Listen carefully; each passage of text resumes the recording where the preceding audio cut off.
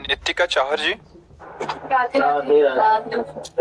राधे राधे महाराज जी, आपके चरणों में कोटि कोटि प्रणाम।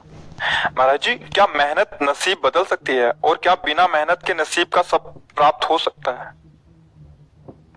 हाँ, उसे मतलब आप ग्रामीण भाषा में प्रश्न कर रहे हो, उसे शास्त्रीय भाषा में पुरुषार्थ कहते हैं। मेहनत मतलब पुरुषार्थ। अगर प्रबल पुरुषार्थ है तो बुरे प्रारब्ध को मिटा सकता है और नवीन सुख सामग्री को सजा सकता है।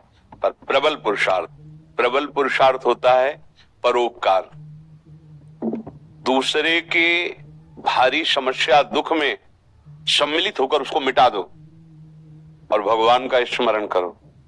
इन दो के द्वारा ये प्रबल पुरुषार्थ आपके पूर्व प्रारब्ध को नष्ट कर देगा। जैसे मेहनत बहुत करते हैं और लाभ बहुत कम प्राप्त होता है, और बहुत कम मेहनत करते हैं बहुत ज्यादा लाभ प्राप्त होता है। ऐसे व्यक्ति देखे जाते हैं कि जिनकी दिनचर्या में मतलब भाग्यवश केवल धन आ रहा है, कोई मेहनत नहीं। और एक आदमी है दिन भर मेहनत करता है, 400-500 रुपया, वो भी पूरे परिवार को ठीक से पूरा भोजन, वस्त्र, पढ़ाई लिखाई सब नहीं कर पा रहा।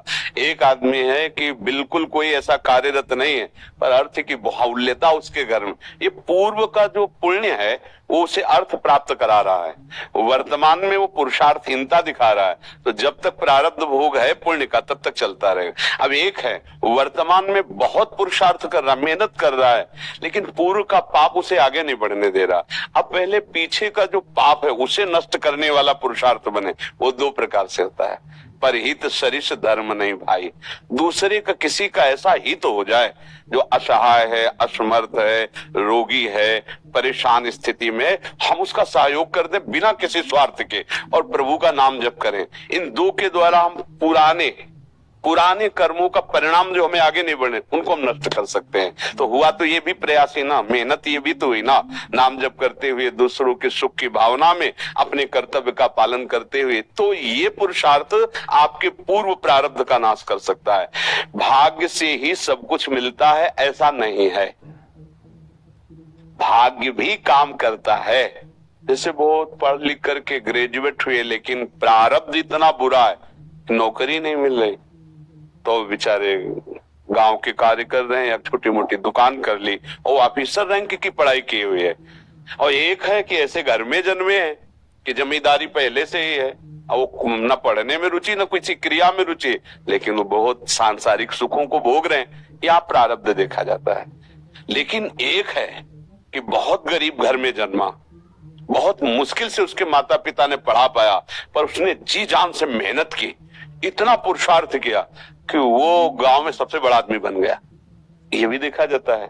जो अपने पुरुषार्थ को प्रबल कर दे तो प्रारब्ध को मिटाया जा सकता है। अगर पुरुषार्थ हल्का हुआ तो प्रारब्ध जोर कर देगा और आगे नहीं बढ़ पाएगा।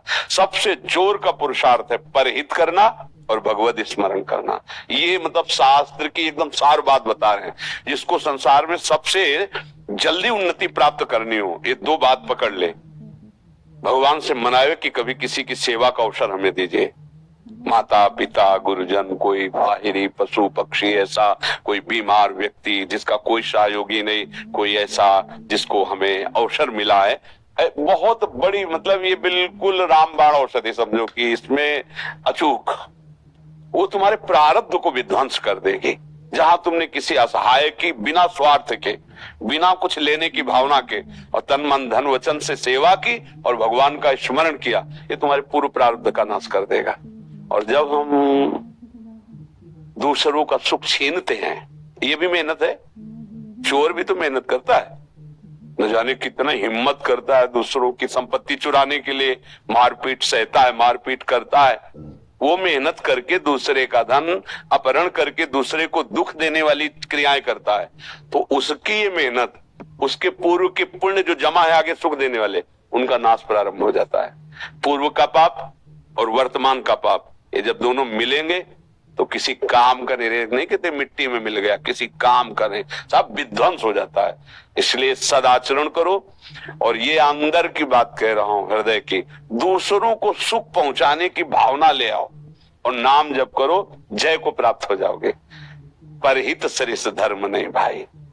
जटायु जी को वो गति वो दुलार मिला जो महाराज दशरथ जी को प्रभु ले दशरथ जी वहां प्राण त्याग रहे हैं, भगवान श्री राम वनवास में। जटायु जी ने अपने प्राणों की परवाह न करके सीता जी की रक्षा रावण से करने के लिए रावण पर, महाबली रावण है, आक्रमण कर दिया और एक बार तो बेहोश करके गिरा ही दिया चोच और पंजों की मार से, और उसके चंद्रहास के प्रहार से पंख कट गए। राम राम राम। देखा भगवान श्याम, गोद में भगवान ने उठाया और ये भगवान ने एक वचन कहा कि मेरी कृपा से नहीं, आप अपनी करनी से ऐसी उत्तम गति को प्राप्त हो रहे हो। भगवान ने एक शब्द कहा, ये आप अपनी करनी से ऐसी उत्तम गति को प्राप्त हो रहे हो। तात, ये मेरी कृपा की बात नहीं, तुम्हारी करनी की बात है। तुमने ऐसी करनी की, तब वहां पर हित सरिस धर्म नहीं भाई। अगर प्राण भी चले जाएं दूसरे के हित में तो भगवान को प्राप्त होता है। बहुत बड़ी बात है।